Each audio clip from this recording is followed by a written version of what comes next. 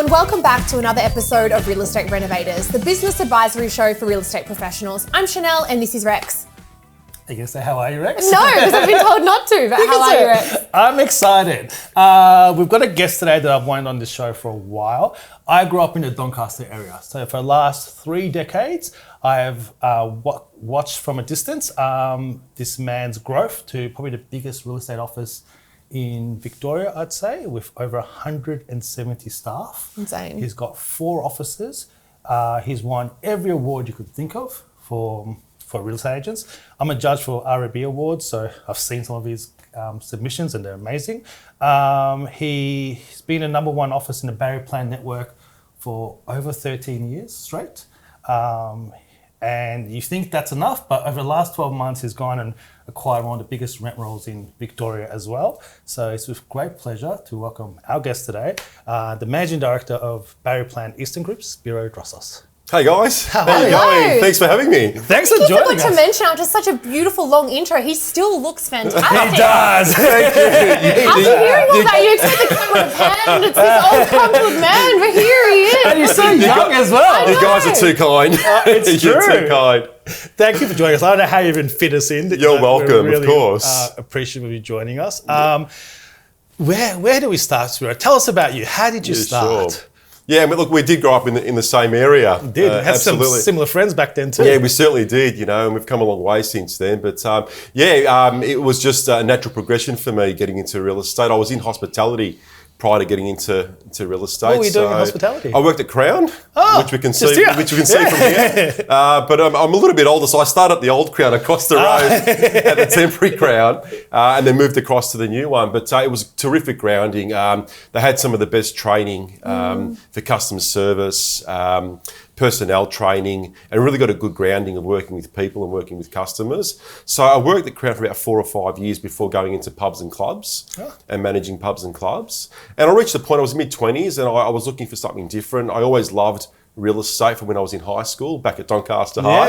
It's now Doncaster Secondary, again, showing our age there, Rex. And then I applied at all these different agencies, and then I got a call from Barry Plan. It was Barry himself that owned that office in Manningham in Doncaster East, and started there as a young guy and progressed through from there. So I've always worked for the one company.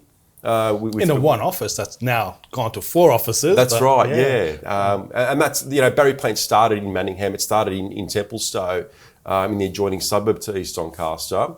And I really found my calling. I got in and I just loved it. I loved working with people. It's an exciting business. There's so much going on. Not one day is the same. Seeing different properties, going into nice apartments to houses to the multi-million-dollar homes in Templestowe and Donvale and Park Orchards. So it's exciting, and I really found my calling. But what I found, guys, was that the product that you're selling obviously is the property, but it's all got to do with people. And it's a people's business. And that's why I think hospitality and retail and those customer service industries, there's such great springboards into real estate. So when we're recruiting, we're often looking for those similar traits of people that have worked in organisations that deal with a lot of people in all different aspects, and they tend to make great real estate agents. Well, you're proof of it. Yeah. And speaking of your recruitment, what I find fascinating with your offices, you've gone from, as I said, 1 to 4 offices and #1 in the group for 13 plus years. Yeah. All your partners were your assistants. So you haven't gone and joined with other powerhouses in the group. You've trained and mentored and grown your assistants to partners now, equal partners, and #1 agents themselves now, and award-winning agents themselves. And that is just a beautiful thing to watch that isn't done often in real estate. Talk us through this. Yeah, look, it's very strategic, and when you're able to provide an infrastructure and a company that fosters talent and has the training infrastructure and support, then you can train people up through the ranks, and to have a leadership model that people can aspire to. So bringing people through into team leaders, then into partners, and then into directors. So we have a future leaders program that encourages that. So we're always on a lookout. Is that just within your group or the whole Barry Plan network? That's within our Eastern group that we manage. That's our business. And it doesn't matter how old you are. We've got a saying that, if you're good enough, you're old enough. I had a great meeting yesterday with one of our young guys, and they're in their early 20s. And I said to him, look, you've got enormous talent, and I can see you being a partner of this business in the future, and I really can. But again, putting that in front of them and ensuring they've got a roadmap in front, that makes us a stronger company as well. Mark and Theo, who are my first two assistants, and then there's some of the best operators now in the country. And Theo won number one agent. Yeah, that's recently. correct. Yes. Yeah, Theo, Mark, they've all had that number one title, and they work very hard. And when you can teach people the right way and teach them your way, and then that's taught to their assistants. Even their assistants have become partners. But I feel like we deal with obviously estate agents, but I feel like some of the estate agents don't do that. They want to keep the commissions themselves, or they get into a habit of doing it themselves. And it's sometimes harder to teach than to do. Well, progression's the number one reason a lot of people leave organisations. It's that there's no roadmap for them. They've reached the ceiling and there's nowhere for them to go. So It's interesting to hear that you're actually creating progression opportunities for them, which probably highlights why you've got such a longevity of employees. Yeah, absolutely. You've got to have a roadmap for people. Progression definitely is a key in communication. They want to know what's happening in the company at all times, and to enable them a platform, but also giving them the right milestones. So at this particular point, this is what happens. You need to accomplish this part of the business before you move on to the next part. So how do you do that? Do that on one-on-one team meetings? How does it work? I don't want to give all your secrets away, but how does it work? Oh, look, they're not really secrets, but it really is understanding. A business is made up of people, right? And it's having the right people in the right positions and empower them to do their job. So but it's also trusting them and delegating to absolutely. To do it. I feel like that delegation part is where some bosses don't. Well, they might delegate the task, but don't give them the decision-making capacities. Correct. Yeah. And it sounds like you do that. Great. It's hard to grow and it's hard to scale. So you remain small. And there's nothing wrong with that as long as you accept the fact that, I'll be a selling principal, I'll have a couple of staff, and I'm happy with that. Yep. But then you've got the other decision to make and saying, okay, well, I'm going to grow a big business and I'm going to have great agents, and my role is going to change into training, development, recruitment, managing a big business, marketing, and grow that way. And then you can leverage that scale. You make it sound easy, but it's definitely not. So we're selling it's got the right people though. If you've got the right people in your business and you give them the right tools, well, that's correct. Then you let them run with it. Yeah, and it's people power, isn't it? And we focus a lot on agents, and we focus a lot on property managers. But a company's also made up of the great marketing team, an executive team that handles all the projects day to day, our customer service team that answers the phone. The first point of contact in our business. And they make a big part of our business as well and makes it turn. So it's about also ensuring you've got the right training and development for people that are outside of sales and PM to ensure that they've got the right the skills to carry out their job. Yeah, absolutely. Strong as your weakest link sometimes. That's right. Spiro, drawing it back, so 23 years did you say with Barry Plant? 20. 20 years with Barry Plant. In this day and age, people jump companies all the time, particularly in real estate. They jump from one brand to the other, to the next, and they're constantly chasing greener grass or sales management roles or the opportunity for partnership. Where you've stayed with one brand for 20 years. What do you think the importance is of sticking with one brand and longevity in your career as opposed to jumping? Yeah, what a great question. Stability, I think, is very important in real estate, especially getting to know an area, getting the customers to know you. That takes a while to build that trust with a market as well. And there's an association between brand and yourself as well. Yeah. It's hand in hand. And when you do keep chopping and changing, the market does pick up that, and they question it as well. Correct, yeah. So it is very, very difficult. But in saying that, in terms of being able to attract top performers into the business and attract people that are wanting to work for our company now, what I find is that they're really looking for guidance. They're looking for coaching. They're looking for people that have got state-of-the-art marketing. So I think it's the infrastructure. So as an owner of the business now and recruiting and making sure we can grow talent, it's really about having that platform where people can grow. So to attract recruits, you've got to have the platform to allow them to come into your business and grow. Yeah. And I think there's a lot of offices that are still not advanced in that arena. A lot of offices, I feel like they're selling directors, so most of them are selling. You don't do much of that. Your focus seems to be on their growth. It's a really attractive thing for a candidate when we're representing them to a company that it's a non-selling director. Because the last thing they want to do is compete with their director for listings. They want the training, they want the guidance, they want the mentorship. They don't want to be up there competing against their director, because then what's the point? Yeah.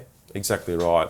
Show me how to grow. That's what they're wanting. Yes. Right? I hired somebody a few years ago, and they were writing 400,000 or 500,000 in GCI, and we were working together for 4 years and talking on and off. And anyway, finally came across, and within 12 months he wrote 1.8. Wow. And he's just written just under 2 million last year. And these stories are on and on and on with other agents as well. So when you've got the blueprint for growth, other agents can see that as well. But you've got to have to provide that for them. You've got to have the right coaching abilities and the culture. It sounds like you've got the right culture to.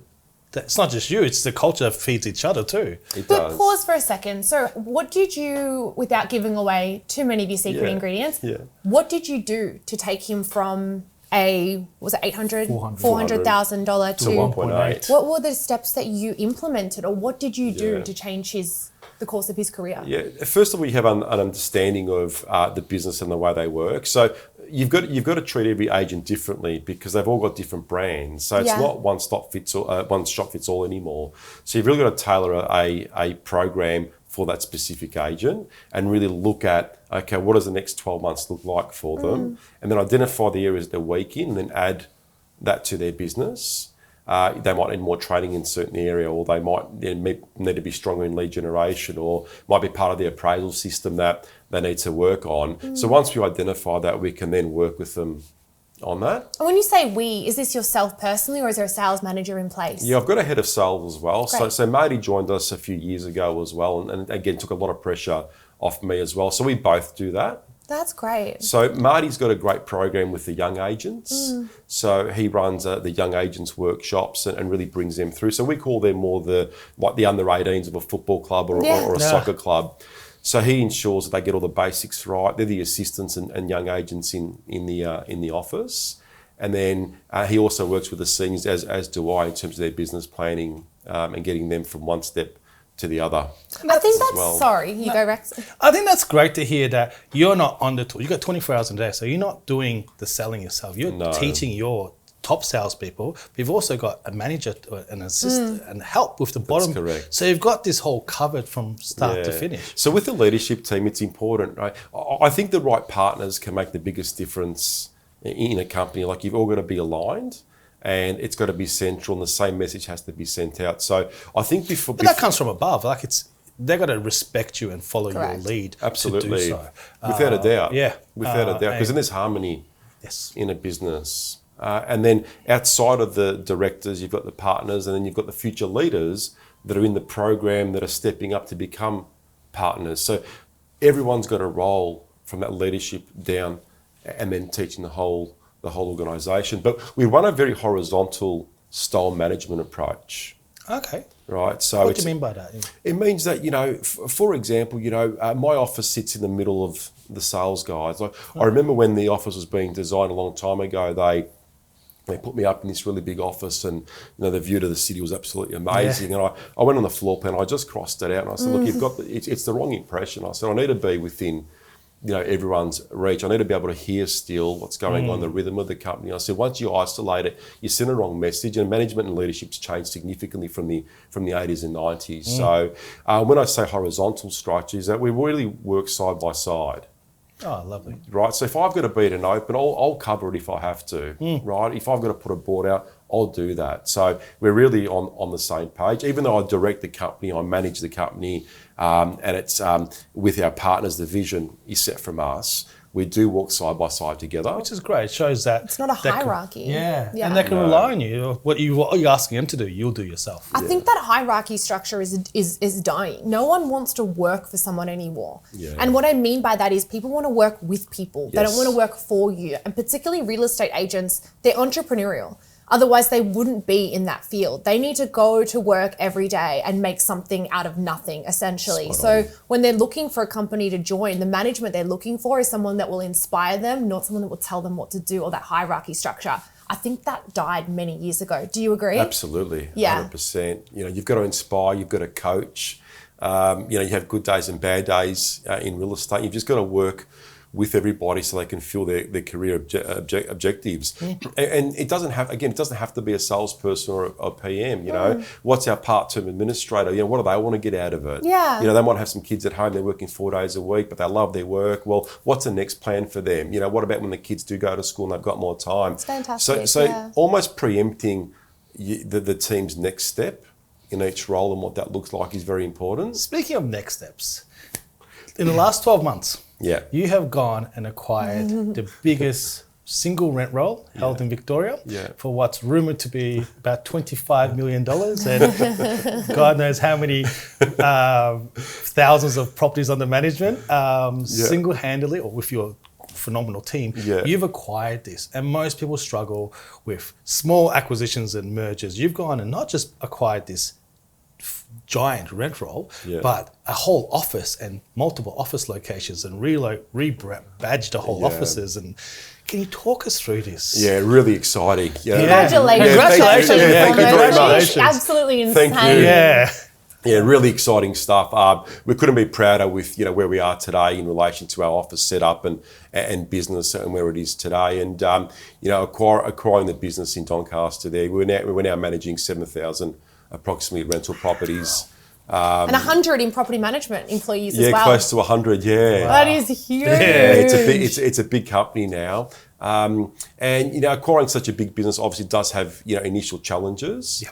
But again, when you want to grow and it aligns with your business and your vision, then it does become easier to make those decisions. But a lot of owners would be scared of something like this.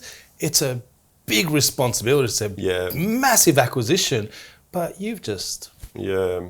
When you break it down, Rex, and the way that we looked at it as well, we've bought other rent rolls along the way. All right, not as big, obviously. Well, there's not many big, I say. Right? Yeah. So the process of buying a rent roll, your due diligence, doing all the things that you need to do when you do purchase something like that, it doesn't change. It's just the scale's obviously a lot bigger. So the processes actually are the same, but there's more of them. Yep. So, the property managers still will manage the same amount of properties, let's say. There's just more portfolios. Yeah. So there's more teams. So overall the process, and that's how you dissect it down and you can really break it down into making it work. It's because whether you're managing 2,000 or 7,000, yes, it's bigger and there's more personnel, but the process, as long as you get the processes right, it works. But even there's a big percentage of rent rolls that go into sales. To have enough salespeople to be able to service it in such a broad spectrum as well. And property managers more so than ever before. It's incredibly challenging to secure a property manager, let alone how many you brought across from you. Yeah. And I think, in that property management space, and we spoke about this earlier in relation to, the future of the rental market and how it's going from strength to strength, and a lot more people will be renting in the future. The markets are getting harder, unfortunately, for people to buy into. And the value of any real estate business is your property management. We harp on about this a lot in Real Estate Renovators, because I think it's such valuable. People, absolutely. Enough agents don't see the value in it, or do not spend enough time and effort onto it. That's correct. And at the end of the day, we're in the business of real estate, but it's still a business. So at the end of the day, it does have to be scalable and sellable at the end of the day. And you want to go through your journey to ensure that by the time you are finished, you can either have succession for somebody else to come into a great business, or it's attractive for someone to come and buy. Have you considered, when you say attractive for someone to come and buy, there's not many buyers out there for that. So you have to dissect that into I'm hoping for a large corporation or something like that. Maybe we get your... But Spiro, before all this, you already had a brilliant business, an extremely high-performing business. What is it in you that wants to continue this growth? Where is this coming from? Yeah. What's the goal? Look, I love growth. I love business growth. I love business and I love real estate. So for me, the two are hand in hand. And I look for opportunities, and I felt that with the the rental market and the rental business, a lot of principals have a property management division as such. I wanted to create a property management company looking at the future of rentals and the fact that rents are going to keep going up. There is a lot of pressure to create a company that does service, renters and does help landlords out as well, and continue to grow the business on scale. It also provides a lot more opportunities for our people coming through. Yeah. Right. So as we scale up and continue to scale up, we're able then to move a lot of our guys into management. up into management and leadership and give them opportunities as well. Like at the moment, we're looking at a couple of other areas for a couple of new offices, but we've got the personnel to put into that space now. Would you keep growing from your hub, or would you go somewhere like completely out and then branch it on? Yeah, so our core office in East Doncaster is more like a head office for our group now. So and your other offices are close by. They're not far, yeah. So you got Whitehorse, Eltham, and we're opening up an office in Ivanhoe as well. So they all filter through the same systems and procedures. So it becomes very easy to have a central point where everything's run out of. So marketing, administration, HR, legal, all finance, all that runs out of the same hub, which is our head office in Manningham. And then we provide all the services out. So when someone joins us, and I'm approached a lot now from people wanting to open up an office under the Barry Plant Eastern Group.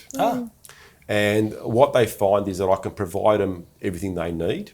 So if it is a selling principal that wants to open up an office in conjunction with us, so we partner up if they're the right partners, and we believe we've got the same values. Interesting for viewers to know. Yeah. And what we do there is that we provide the infrastructure around them running their business. So you're creating almost like a franchise within the franchise. Yeah. How great is that? Absolutely. That's exactly the way that it is. Almost like a franchise, isn't it? Yeah. Literally. Under it. We talked about this a little bit off camera, Spiro. When you acquire such a enormous rent roll, obviously new employees, it's very difficult for your existing team, or it can be, for them to transition into what was to what now is. So how did you navigate that changing culture when acquiring new businesses? Like, how did that change the current dynamic? And I guess the culture of the business as it was. You can't really prepare for it to begin with, right? But look, the company that we bought had great people as well, which was excellent. So there was a lot of talent within that company also, which we identified. Right. And then we obviously had our culture as well. So when you bring the two cultures together, you have to determine what is that culture, right? And that was the biggest thing. So we worked really hard on identifying what that would be, because you have to appreciate that the company we purchased had its own, and so do we. So you bring these two cultures together. So both cultures are no longer there, or they're working independently, which can't work. So you've got to bring it together as one. So what we did is we referred to it as 2.0, that we were now going to form a new culture, a new set of values. What does it look like? What does it represent for us? And what I don't like is sales and property management. We are one company. So how do we bring that together? And then we've got our sub-values and culture within the two sales and property management divisions through there. So by creating 2.0, what we said was, well, what are the best things that we've done as Barry Plant over the years? What are the things that we really like and are non-negotiable? But what are some of the things we can leave behind? Then we go to the new company, right, and say, hey, what are the great things that you guys are doing? What are the things that are, have really made you guys what you are, and things that are close to you? And what are the things that you guys can leave behind? Yeah. So then we bring those together and say, right, that is a 2.0 company now, and that's our culture, and that's what we're going to, they're our values, that's our mission, they're our vision, and we move forward.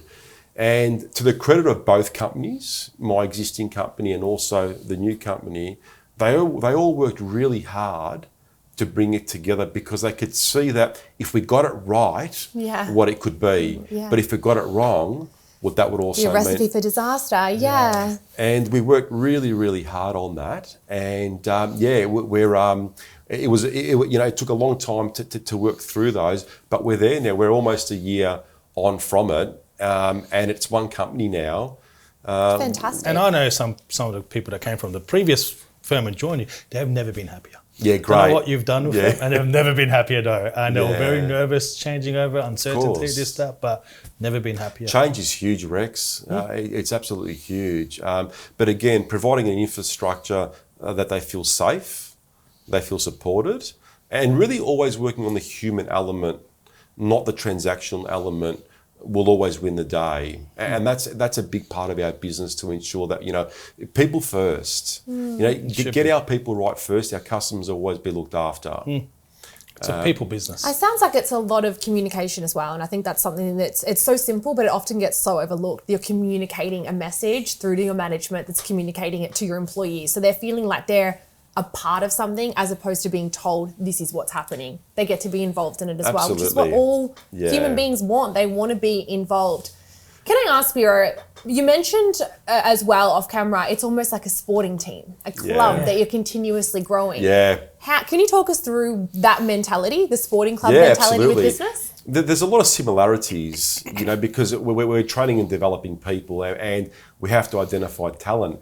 And one of the great things is, with the existing company and new company that came in, we've been able to move people into different positions just by working with them and seeing, hey, you've actually got talent in this area, or, I've brought in a data analyst into the company internally. There was a magnificent person in the company, but I felt that she, the work she was doing wasn't really what she should be doing. So she provides us reporting on a weekly basis now internally. We can make key decisions on. We've brought in a people and wellness person that just looks after the culture. Oh, wow. Into the business. And we identified this person from our existing team who was fabulous.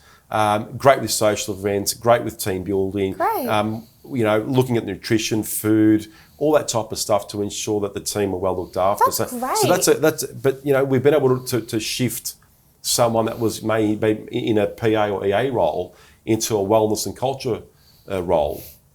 Which not many agencies have, well, but sporting clubs do all the time. What I find a lot of problems are with real estate offices is that unless they're generating income to the business, they don't want to pay any money for it. So PMs are paid, obviously average salary, marketing's a low salary, but anything like this, people and wellness, culture, that's not an option, because a lot of directors look at it, it's a real estate office as opposed to a company. Yeah. And that's your mentality, that growth mentality. Absolutely. But I've cut you off, so keep talking about the likelihood. I have a habit of doing it, I'm working on it, it's a problem, but please keep going. No, it's great. No, so we look at the future and we say, okay, we're moving into the 24, obviously, calendar year in a couple of months, but we're kind of beyond that now. So in our strategic thinking, we're starting to look at now, what is our 27, 28 market looking like? Can we speculate on what we think is going to happen based on where we are in a real estate world? What does our team look like in 27 and 28?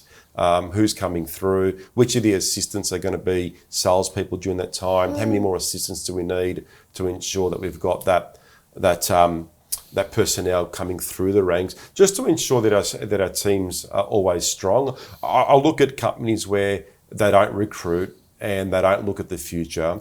And look, that comes at a cost, because you've got to look at it and say, well, I'm going to be carrying 6 or 7 wages for 27 and 28, which is 4 or 5 years away, right? But unless you've got it, your senior team will progress. So if you got people in your 40s or 50s who, at the time, might be nudging 60 or over 60, well, what are they going to be doing at that point in time? They might be looking at retiring, they may not be. Yeah. So you've always got to look at the future and say, okay, what does my senior team look like? And I can see companies now that haven't recruited well, and their senior agents aren't only senior in experience, they're also senior in age. Yeah. And there's no contingency of people coming through. And I look at our company and say, okay, well, we've got a great youth team coming through that will be 28 or 30 in 4 years' time. Yeah. And that will be the next. That's because you're not on the tools selling. I think this is a really important message to a lot of the directors, is that they can't bring on the junior. You've got a whole league of them, you mentioned, that's like a training ground for junior agents. A lot of real estate directors are so heavily focused on listing and selling that when you bring junior PAs or junior candidates into the business, the drop-off rate is so high. And they go, I don't want to recruit young people, they just leave. Well, they're not just leaving, they're not getting the training or the development or the support needed to grow. Or the roadmap of what's ahead for them. Well, that's right. And I think that directors, you're looking at people almost like a property. And what I mean by that is you put in You put in the work, you hold them, and you'll get a return on investment if you give it the love and support that it needs. Whereas it's just this industry, the turnover of juniors is so high, and they get burnt, they go, real estate's not for me, they leave the industry. But it's because they're not getting trained or developed. And directors are so reactive instead of being proactive and going, where do I need my business to be in 5 years? I need to recruit juniors from hospitality, retail, nightclubs, whatever it may be, and grow them within the business. And that's one of the biggest issues we find with real estate officers. Absolutely. For growth. Yeah. And as you said, when we come back from the start of this recording, is that a lot of our business has been produced through assistants that have come through now as partners and some of the top salespeople in the country. The two biggest sales agents were your assistants. That's right. So fostering that. It requires planning. It does require sacrifice financially too for a financial gain in 4 or 5 years' time. And unless you make that sacrifice and it can allocate and budget effectively for it. Does it also involve care? You're giving up percentage of your sales, your profits, and you're caring, nurturing this person to make them the best they are. It's more than just planning. There's genuine care and love in that. Look, it is. Absolutely, you've got to care and you've got to want these people to grow. There's no question about it. So you've got to have a performance-based culture and a training culture when you come in. And other people see it and they do want to join. Right, you can recruit and you can recruit existing agents. You certainly can, but you've got to get the platform right first before they want to come and join. So if you haven't got that platform right, and same with assistants, you've got to have the right time for them. Like our youth group that Marty heads up every week and gets them together and takes them out for breakfast once a month. See, that's important because that when you're at that stage as an agent, you're going through the same thing. So if you've got the assistants throughout the group all together having breakfast, they're all facing the same challenges generally. Yeah. If it's a good market, bad market, there's not many people coming through opens or they can't get enough leads through opens. It happens during at the same time based on market conditions. So if you can work with them on that, they do get better and they do connect and train each other better. So you've got to know the future. You've got to know what your business looks like in the future and prepare for that. But if you don't, Rex, the problem is that people leave, 100%. Right? So yes, you sacrifice profit for the future, but if you don't, then if you don't give these people opportunities, then they leave. So it's a fine line between growing and staying stagnant. And if you're staying stagnant, you're going backwards because there's companies that will be proactive and actually start getting ahead of you. So there's so many aspects to staying at the top of your game. And you just can't take your foot off the pedal. And you're changing with times as well. You have to. You have to be able to pivot very quickly. You know? I think our producer's saying... One more question. Who's Spiro outside of work? Yes. Who are you? Outside Tell of me work. about your hobbies and life. Yeah, absolutely. So I've got 4 wonderful kids. Oh, you have 170 employees and 4 children. 4 kids, yeah. What? Yeah, my wife Lara does a great job, even though she works in the business as well. Oh, does she? Yeah, what does she do? So she's in charge of operations, head of operations. Great. And business for the company. And so she's got the hard stuff. She's got the hard stuff. Yeah, she's got the hard stuff. I just pass everything on to her. She looks after it. So she has to take a lot of credit for it as well. And 4 great kids. The eldest is 14, 3 boys and a girl. Isabella's 7. So they're almost 2 years apart, which is fantastic. So look, I spend a lot of time with the kids, obviously outside of work, their sporting commitments and so forth. And just love the beach, love being down by the water and so forth as well. But a lot of family time outside of work, just really spending time with the family as much as we can. With huge success, you are exceptionally grounded, and obviously that comes from your family. And no easy feat having a husband with that many employees. So Lara, if you're is it Lara, if you're watching, you're doing a fantastic job. Lara does operations at it. So I know, but she's still her boss is her husband.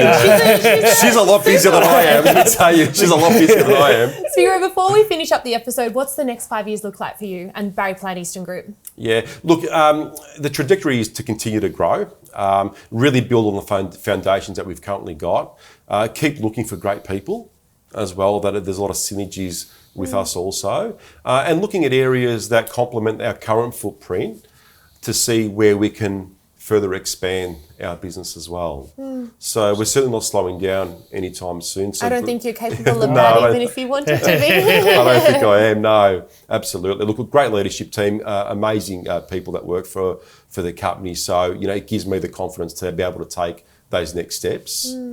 Spiro, it's been an absolute pleasure. Thank you so thanks much for having me. coming. Oh, Thank you so absolute much. pleasure. And if you're an agent, a young agent or an experienced agent that's fascinated by Spiro, his company and his growth, no doubt he'd be more than happy for you to reach out to him directly for a conversation. But thank you so much, Spiro. You're welcome. You're an absolute delight to speak to today. And thank you everyone for watching another episode of Real Estate Renovators.